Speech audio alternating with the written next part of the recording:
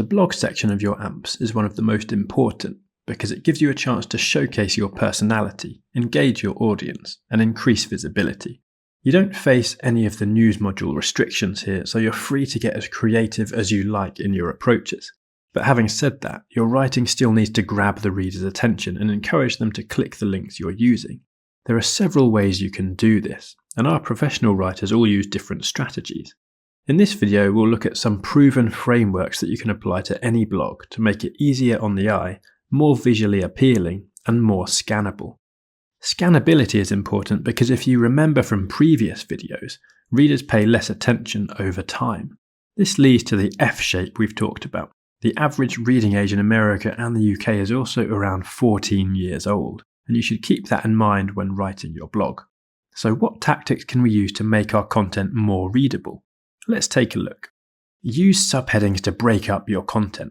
One of the most popular blogging sites in the world is Medium. As you can see, it got 203 million visits in April this year, and it's currently ranked 297th in the world in popularity. That's really strong. It's basically a platform where anyone can write about anything, and the most popular stories get distributed to a wider audience.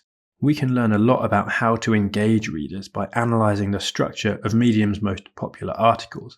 Noticeably, the vast majority use subheadings as a way to break up the content and make it easier on the eye.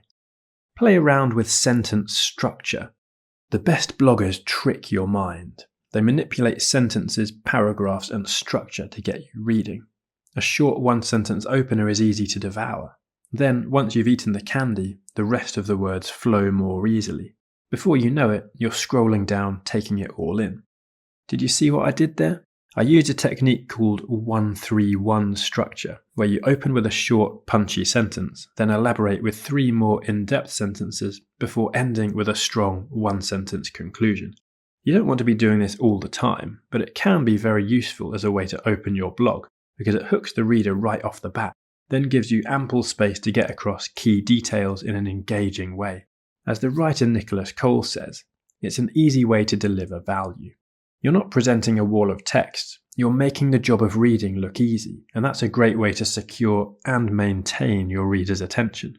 Of course, the 1-3-1 structure isn't the only way to play around with your paragraphs. You might want to add more detail with an extra paragraph in a 1-3-2-1, or change the style completely.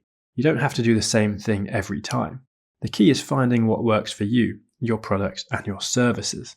Have a play around and see what you can come up with.